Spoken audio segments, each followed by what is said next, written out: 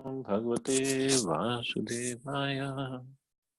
ओम नमो भगवते वासुदेवाय। नारायणं नमस्कृत्य नरं चैव नरोत्तमं देवीं सरस्वतीं व्यासं ततो जयमुदीरयेत्। नष्टप्रायेषु भद्रेषु नित्यं भागवत सेवया भगवती उत्तम श्लोके भक्तिर्भवति नैष्टिकी। So, starting chapter 6 Bhagavad Gita entitled Dhyana Yoga. Text 1. Shri Bhagwan Uvacha Nashita Karam Phalam Karyam Karam Karoti Yaha Sasannyasi Cha Yogi Cha Naniragnir Na Cha Kriyaha. The Supreme Personality of Godhead said, one who is unattached to the fruits of his work and who works as he is obligated is in the renounced order of life. And he is the true mystic, not he who lights no fire and performs no duty. So one who is unattached to the fruits of his work and who works as is obligated is in the renounced order of life. So that is a real renunciation, not the like Krishna is saying, one who lights no fire and performs no duty. Lights no fire means he doesn't even cook for himself. So he is not really a renounced person. He is not a sannyasi. In this chapter, the Lord explains that the process of the Eightfold Yoga system is a means to control the mind and the senses. However, this is very difficult for people in general to perform, especially in the age of Kali. Although the Eightfold Yoga system is recommended in this chapter, the Lord emphasizes that the process of Karma Yoga or acting in Krishna consciousness is better. Everyone acts in this world to maintain his family and their paraphernalia, but no one is working without some self interest, some personal gratification, as be it concentrated or extended. Means even to maintain our family or to maintain our household, there is some self interest involved. Self interest is it gives me pleasure to maintain the family, to take care of the household. Otherwise, why would I do it? Even if I say, oh, I'm doing it for the family, still it gives me pleasure to be in the family. It gives me a sense of security to be with the family. It is for my comfort ultimately. Otherwise, I won't do it. The criterion of perfection is to act in Krishna consciousness and not with a view to enjoying the fruits of work. So that is the topmost criterion. To act in Krishna consciousness is a duty of every living entity because all are constitutionally parts and parcels of the Supreme. The parts of the body work for the satisfaction of the whole body. The limbs of the body do not act for self satisfaction, but for the satisfaction of the complete whole. Similarly, the living entity who acts for satisfaction of the supreme whole and not for personal satisfaction, is a perfect sannyasi, perfect yogi. So this is the idea to work for the satisfaction of the supreme whole or the supreme Lord, and not for personal satisfaction. The sannyasis sometimes artificially think that they have become liberated from all material duties, and therefore they cease to perform Agnihotra Yagya, fire sacrifice. But actually, they are self interested because their goal is to become one with the impersonal Brahman. The sannyasis normally these days, or whatever, those who perform this yoga practice, so they have a aim, they have a goal, they have a desire to merge in impersonal Brahma or to merge in Brahm Jyoti. So it is their desire. And why that desire? Because they are frustrated in this material world and they want to give it up. But the devotee, on the other hand, his desire is what? His desire is no self desire. His desire is only to serve Krishna. Wherever he keeps me, whether he keeps me on earth, whether he takes me back to spiritual world, whether he sends me to hell, it doesn't matter. I'm just going to serve Krishna. So that is a real sannyas. So for the yogis, Prabhupada says, such a desire is greater than any material desire. means a desire to become one with the impersonal Brahman.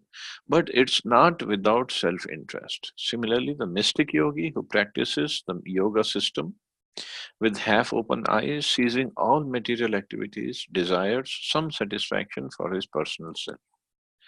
But a person acting in Krishna consciousness works for the satisfaction of the whole without self interest. A Krishna conscious person has no desire for self satisfaction. His criterion of success is the satisfaction of Krishna, and thus he is a perfect sannyasi or perfect yogi. So that is a perfection of life actually, to work only for the satisfaction of Krishna.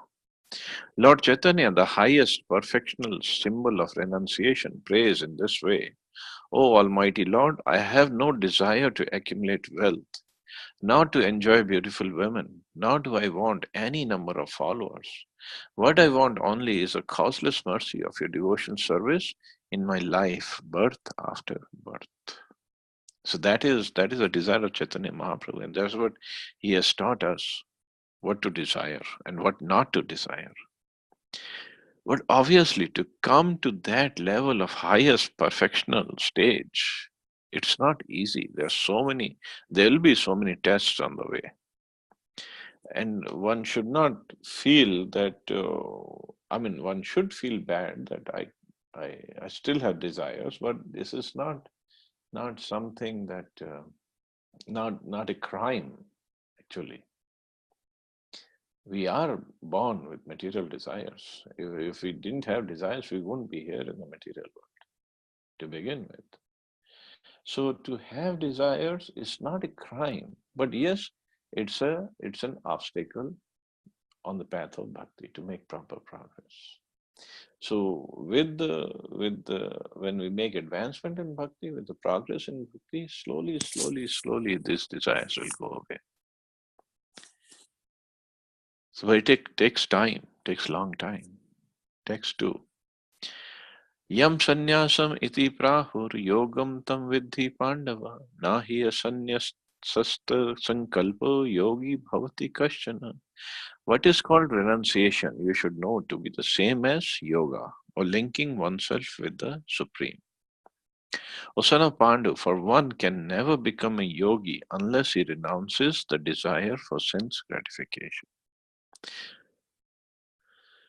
Real sannyas yoga or bhakti means that one should know his constitutional position as a living entity and act accordingly. The living entity has no separate independent identity. He is a marginal energy of the Supreme. When he is entrapped by material energy, he is conditioned. And when he is Krishna conscious or aware of the spiritual energy, then he is in his real and natural state of life. Therefore, when one is in complete knowledge, one ceases all material sense gratification or renounces all kinds of sense gratificatory activities. This is practiced by the yogis who restrains the senses from material attachment. But a person in Krishna consciousness has no opportunity to engage his senses in anything which is not for the purpose of Krishna. So, yes, Prabhupada here is talking about the highest stage, perfect stage. This is the goal of everybody, every devotee.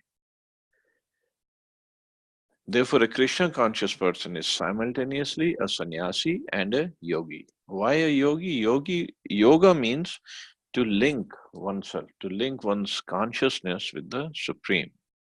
So that link can only be established when our mind or our consciousness is not going towards some other process. That's why Prabhupada used to say, advancement in bhakti and sense gratification, they go ill together. Means they cannot go side by side, they cannot go hand in hand. But at the same time, we have to understand our limitations, our conditioning, our different responsibilities that we have. So we start developing Krishna consciousness, we start developing taste for Krishna in our heart, and slowly, gradually, the other desire, the desire for sense gratification, the desire for enjoying separately from Krishna will go away. It will happen slowly. And moreover, everybody is on a different stage of advancement. So everybody has his own speed, own stage where he works from, his own viewpoint, his own consciousness, his own level, his own progress. So we cannot compare, we cannot compete with anybody else either. We have to see where do we stand, and we try to make progress from there. And at the same time, we cannot become envious of somebody else's progress, because he or she must have done plenty of yoga, bhakti, tapasya, whatever in the previous lifetimes. We are just looking at this lifetime, but this is not a progress of one lifetime. So same thing, we cannot become envious of somebody else, and we cannot compare ourselves with somebody else. We cannot compete with somebody else. Our competition is with ourselves. That's it, on the path of bhakti. Others can help us, inspire us, motivate us, and this is what we should take from others. No matter where the other person is at, we can take motivation or inspiration from him or her. But at the same time, we cannot become envious, or we cannot give it up either, because ultimately this is what is the goal of life, to make progress in the on the path of yoga. And Prabhupada is writing, the purpose of knowledge and of restraining the senses as prescribed in the Jnana and Yoga processes is automatically served in Krishna consciousness. If one is unable to give up the activities of his selfish nature, then Jnana and Yoga are of no avail. The real aim is for a living entity to give up all selfish satisfaction and to be prepared to satisfy the Supreme. That is the real aim. Give up all selfish satisfaction. Selfish means for myself. Whether it is real selfish, the way in the material world, the way in the world these days we talk about, or it is just for me, it is selfishness. It's not for Krishna, it's for me, it's selfishness. A Krishna conscious person has no desire for any kind of sense self enjoyment. Again, very, very powerful line. Has no desire. Forget about even any activity or coming to the level of thought or words. He has no desire at all. He is always engaged for the enjoyment of the Supreme. And this desire is not just for gross self enjoyment, even for subtle self enjoyment also. Like going after power and position and prestige, that's also self enjoyment. And actually, that is uh, more conditioning, or it's more entangling than the gross self-enjoyment. One who has no information of the Supreme must therefore be engaged in self-satisfaction, because no one can stand on the platform of inactivity. All purposes are perfectly served by the practice of Krishna consciousness. So how Prabhupada writes in the end, one has no information of the Supreme, he has to act on the platform of self satisfaction, because there is no platform of inactivity. Nobody can remain inactive. Text 3. Arurukshor muner yogam karma karanam uchyate yoga rudasya tasyeva shama karanam uchyate. For one who's a neophyte in the Eightfold Yoga system, work is said to be the means. And for one who's already elevated in yoga, cessation of all material activities is said to be the means. Let's see what Prabhupada says. Actually, this is called yoga ladder. From here, I think till text 9. Uh, so neophyte stage in the Eightfold Yoga system. In the shloka, it's called Yoga Rurukshu.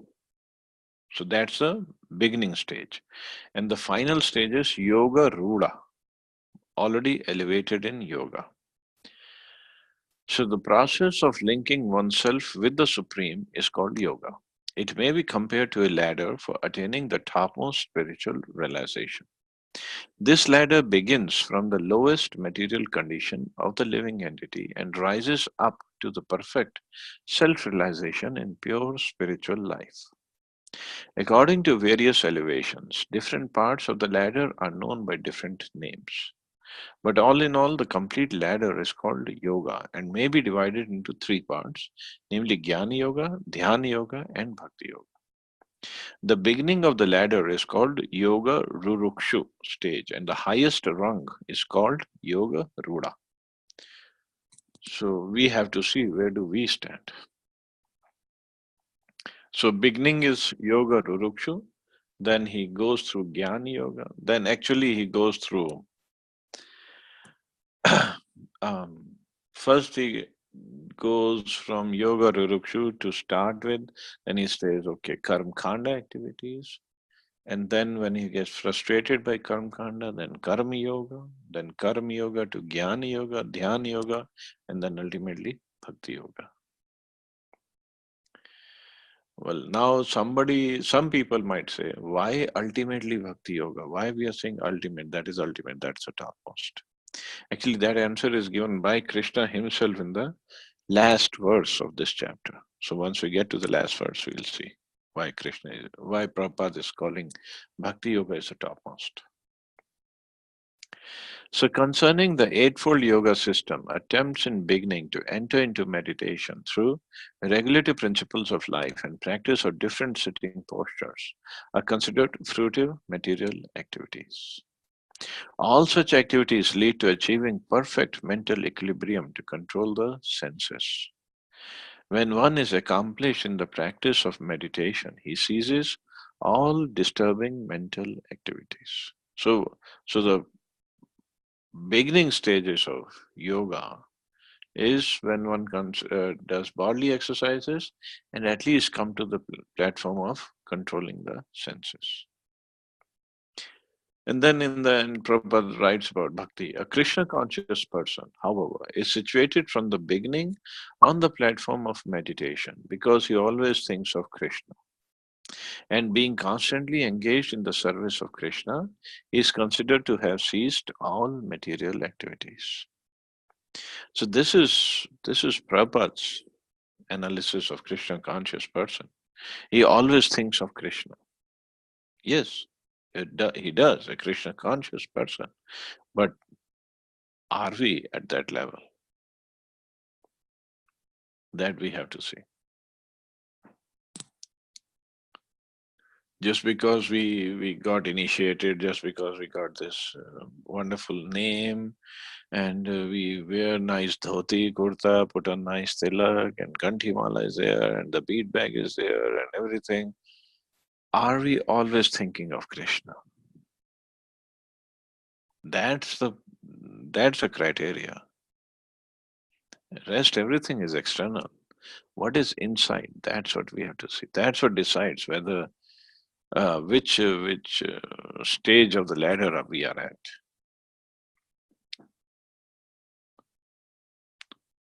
Text 4. Yada hi nendriyartheshu na karma swan anushyajate sarvasankalpa sannyasi yoga rudhastaduchyate. A person is said to be elevated in yoga when, having renounced all material desires, he acts neither for sense gratification nor engages in fruitive activities. Pretty high criteria Krishna has. When a person is fully engaged in transcendental loving service of the Lord, he is pleased in himself, and thus he is no longer engaged in sense gratification or in fruitive activities. Otherwise, one must be engaged in sense gratification since one cannot live without engagement. This is what Prabhupada talks about in about the qualities of the soul. The soul cannot remain inactive even for a moment. He has to do something or think of something. So, when a person is fully engaged in the transcendental loving service of the Lord, he is pleased in himself and thus he is no longer engaged in sense gratification or in fruitive activities. That is fully engaged. Without Krishna consciousness, one must be always seeking self centered or extended selfish activities. So yes, yoga, ruda, or the topmost stage is bhakti yoga, where person is completely engaged in service of Krishna and always thinking of Krishna, nothing else. Always thinking of serving Krishna. One who has no such realization must mechanically try to escape material desires before being elevated to the top rung of the yoga ladder. Means no such realization means working only for the satisfaction of Krishna. Text 5.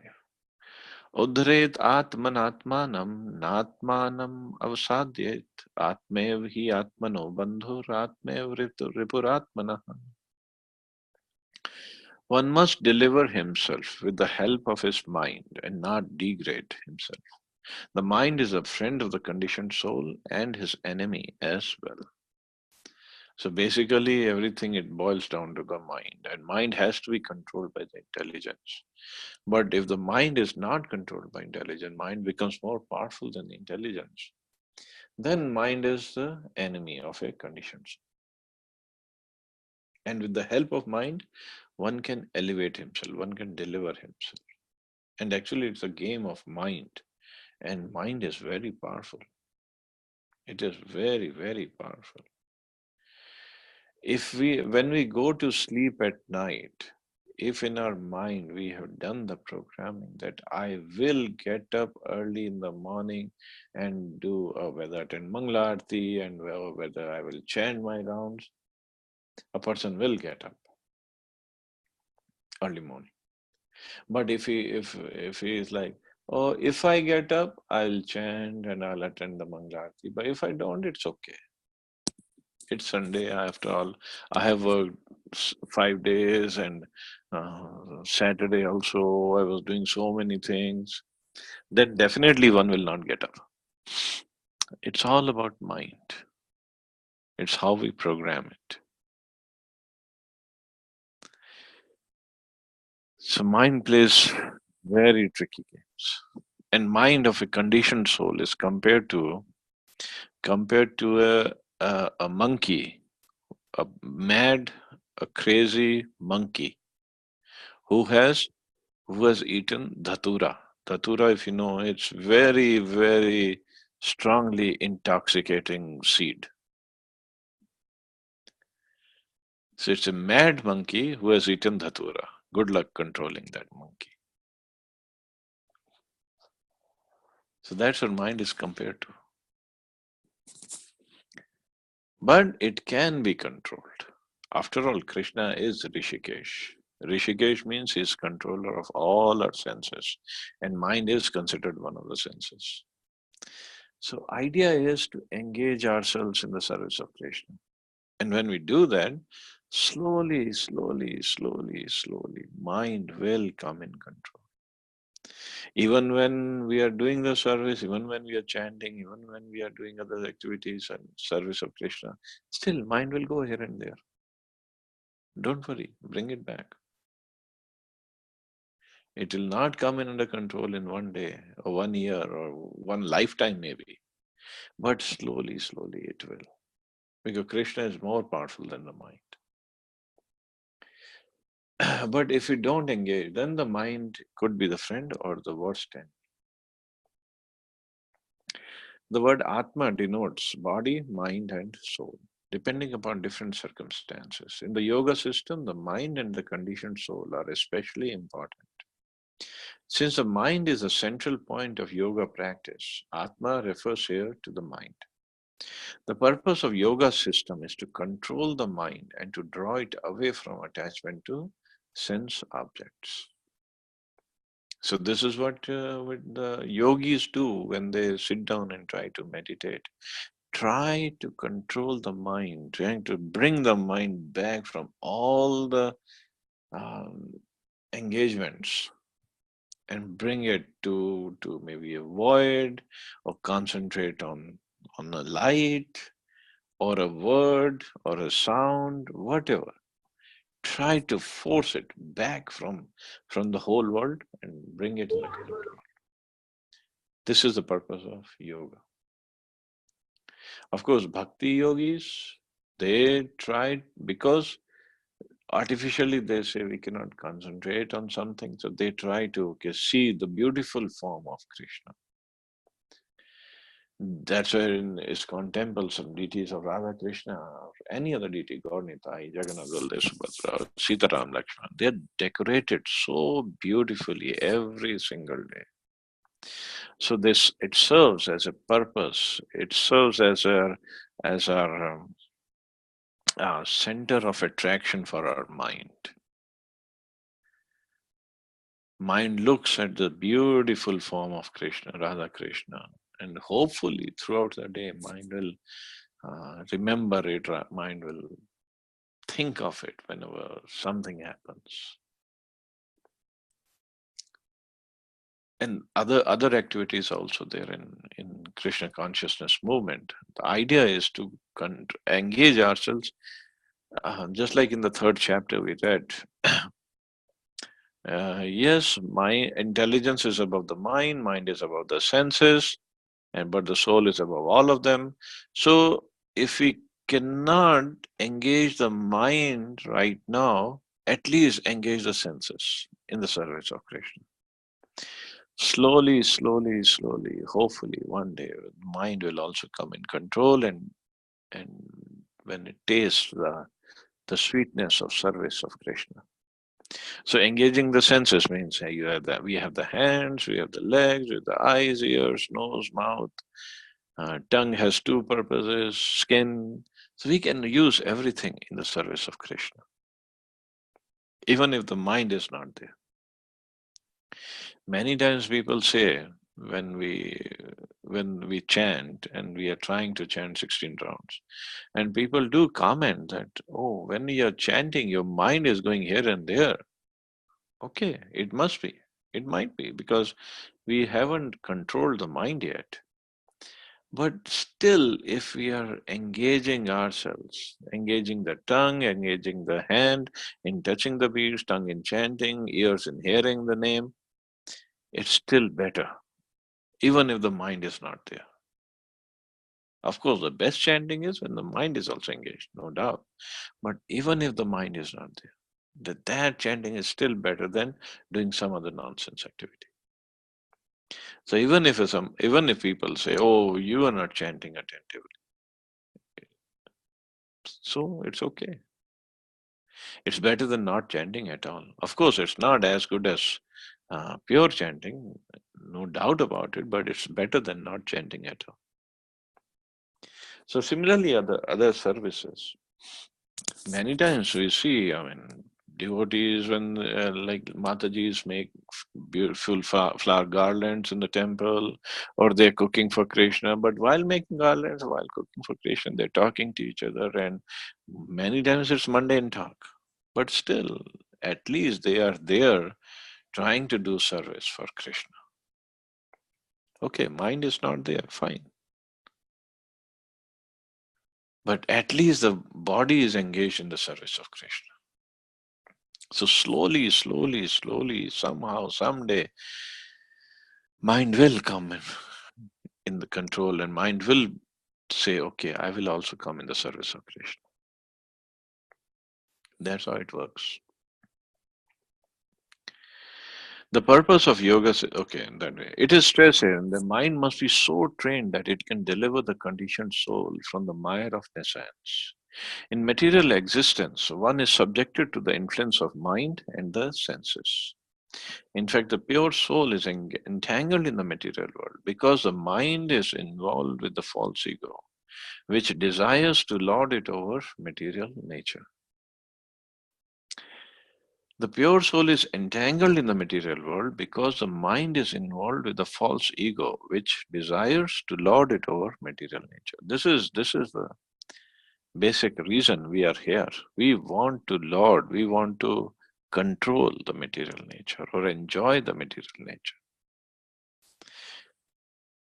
But it it leads to frustration and nothing else.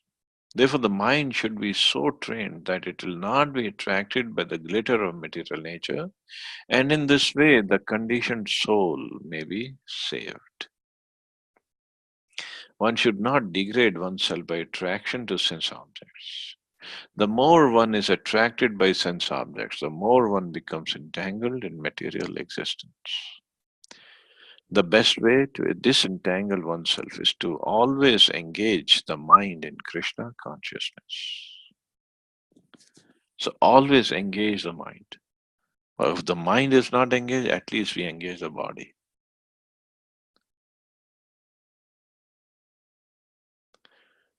Text 6, it's very important words. Bandhuratma atmanastasya yena atma evatmana jitaha anatmanastu shatrutve vartetatma ev shatruva. For him who has conquered the mind is the best of friends. But for one who has failed to do so, his mind will remain the greatest enemy. So this is the greatest enemy. Not like for Indians, the Pakistan is the greatest enemy, or for the Americans, Russia is the greatest enemy, or for Russia, Americans are the greatest. No, it's a mind. If mind is in control, then it's the best of the friends. And we will see, we can, if the mind is in control, even the our so-called greatest enemy, even if he shows up on a door, we'll think of him as a good friend. Because ultimately, it's the mind who plays the tricks on us. Its person is not an enemy or a friend. It's the mind. Mind makes him the enemy or a friend. Just like there's a story the Prabhupada used to tell, one example, that a person, there are two people living next to each other, neighbors. And neighbor A had to go to B, had to go to the market, and somehow he didn't have a scooter. So A was trying to go to the house of B to ask for the scooter, to borrow the scooter. But when he started from his house, somebody told him something, some nasty things about neighbor B. So while going to the house of neighbor B, A was talking in his mind and he was talking all negative things about B. Oh, he's this, he's that bad, he did that to me, he did that to the somebody else. And by the time he reached the door of neighbor B, his mind was already polluted with so many bad thoughts about B. So when he rang the bell, B opened the door and A just started yelling at him. Oh, you did this to me, you did that to me, said this to him, and this, blah, blah, blah. I don't like you. I don't need your scooter. You go away. I'm leaving. And B is just looking at him. What in the world is he talking about? What did I do? He just knocked, he just rang my bell and I opened the door and this is what he came up with. So it's a mind. Mind, when it plays games on us, we can ruin a very good relationship because of mind, because of uncontrolled mind. So idea is to control the mind. Idea is by to control the mind by intelligence. Intelligence is above the mind. But the mind really plays games. Mind, while we are sitting in the class, mind can take us all over the universe and come back, and we think we are sitting and listening to a class very attentively. And this is what the power of mind is. Very, very powerful.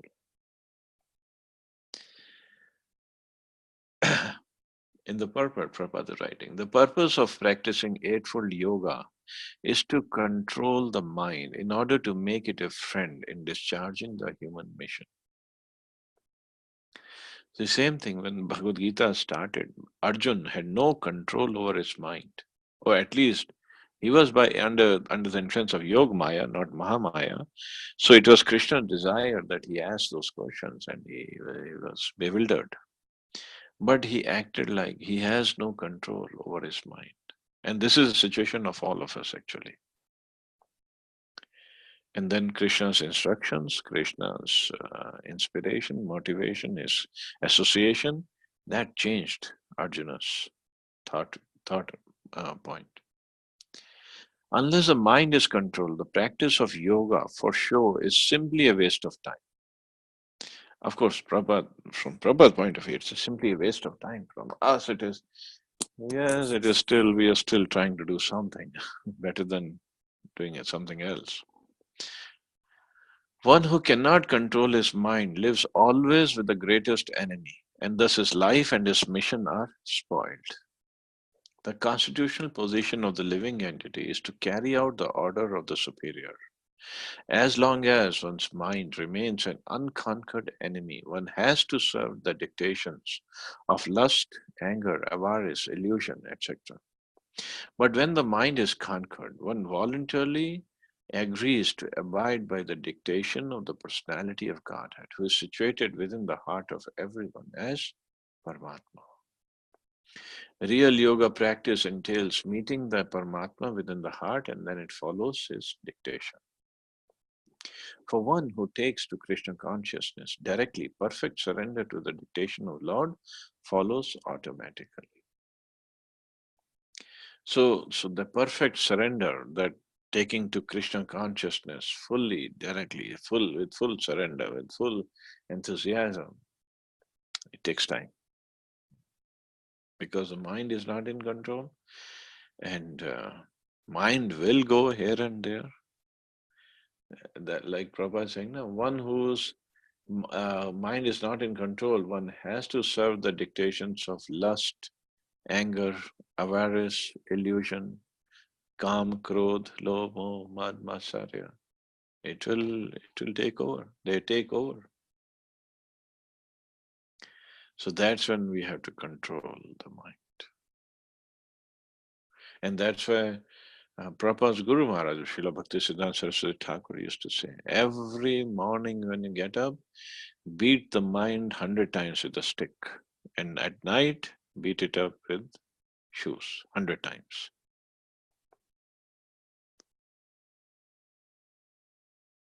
And if you cannot do that, ask your friend to do that for you. That'll be fun.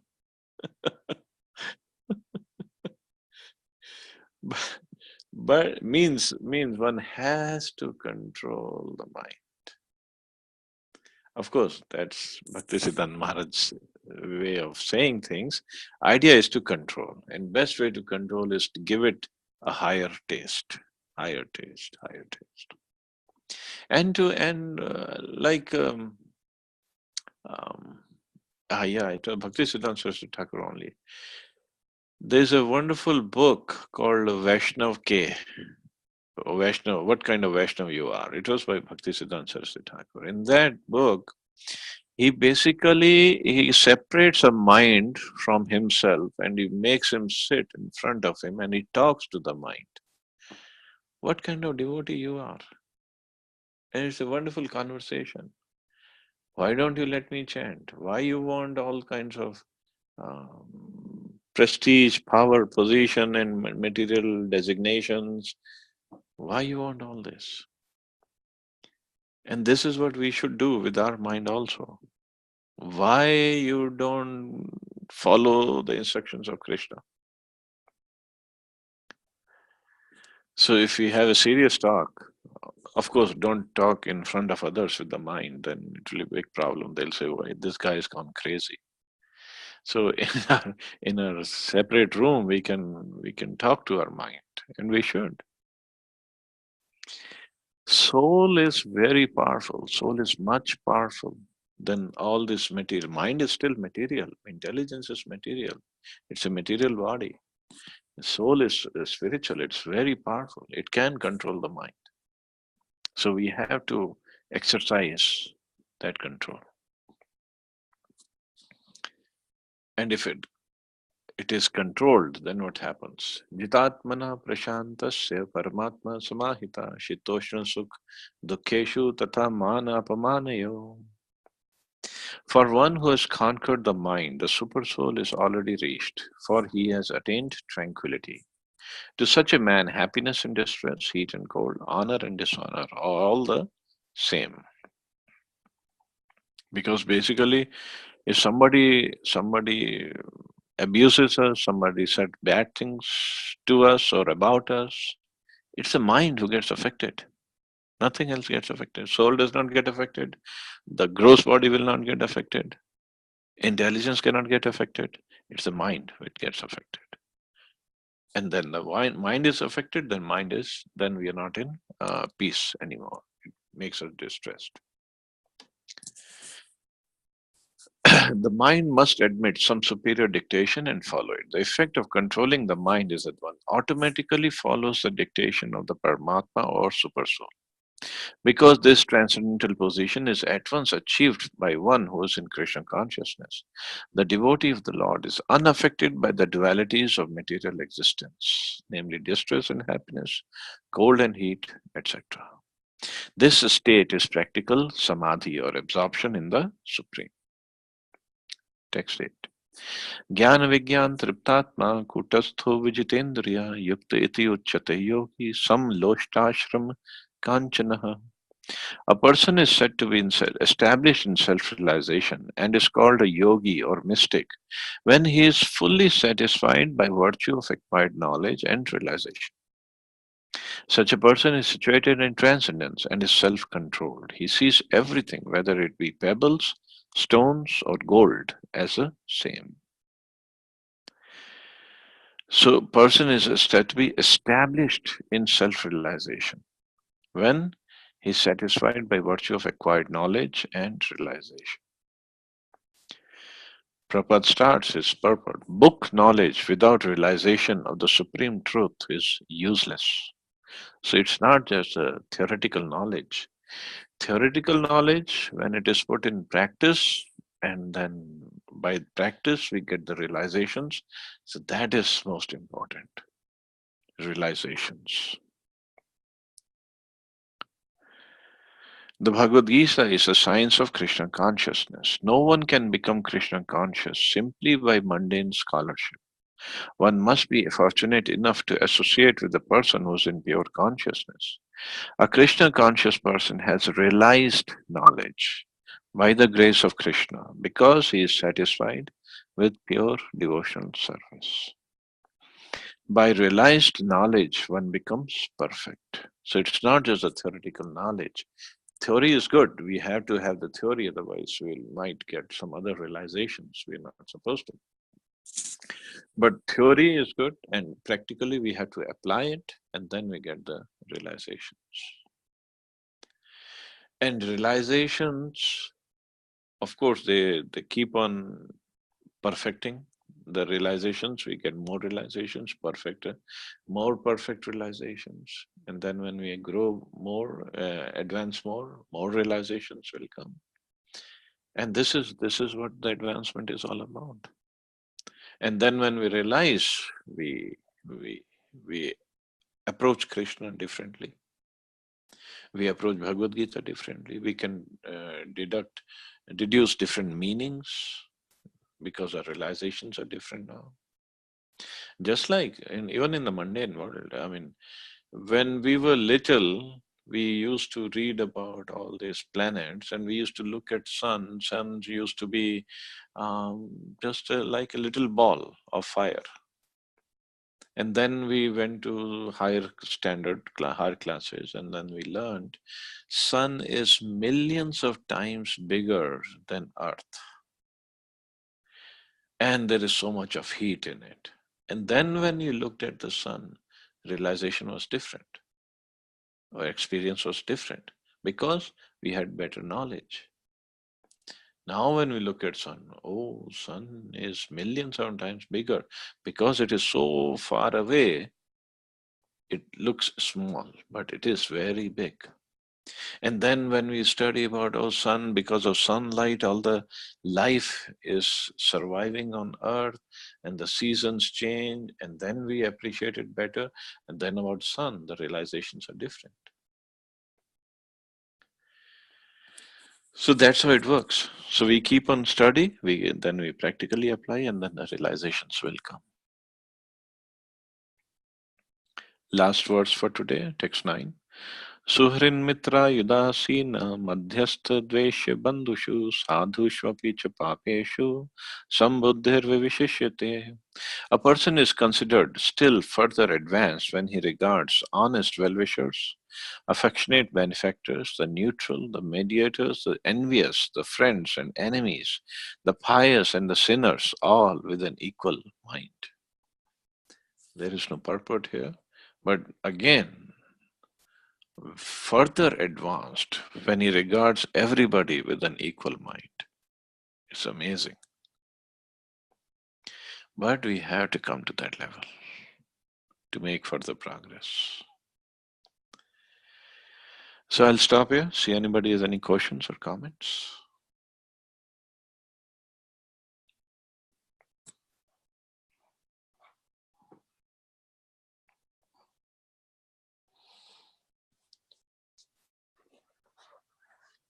Subhu Prabhu, please enlighten us more.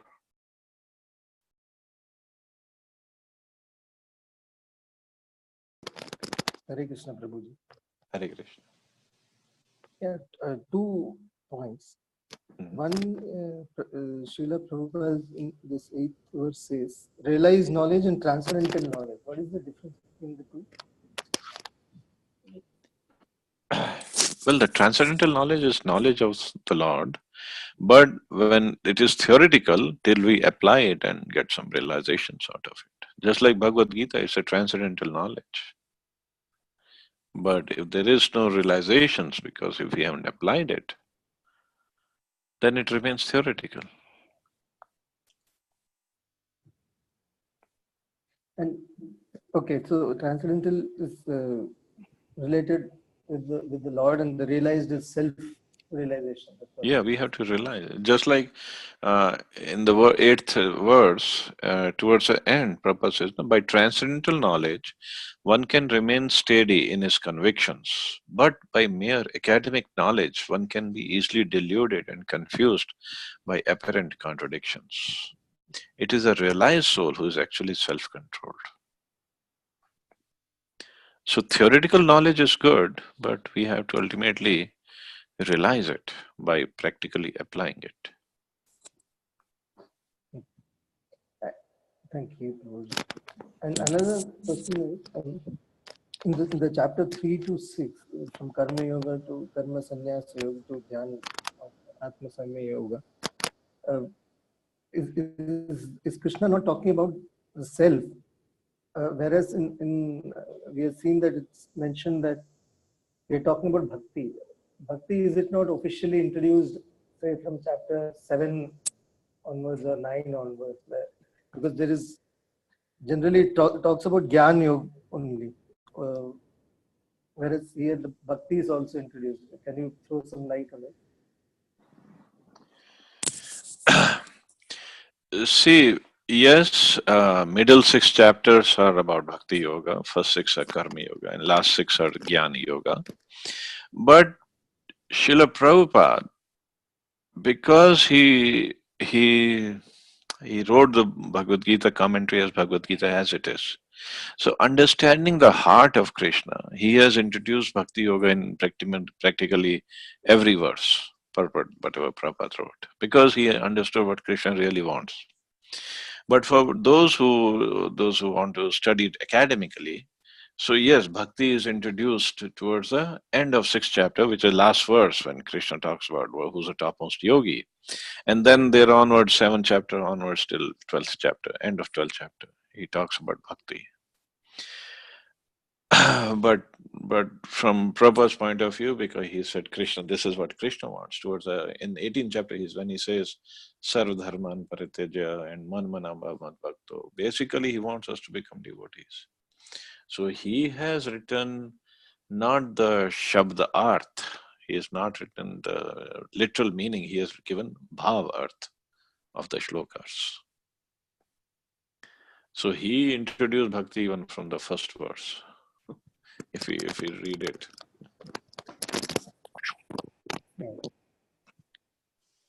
So that was that's Prabhupada's realizations. Thank you, Prabhu. Haribol. So I guess we can stop here if nobody has any questions or comments.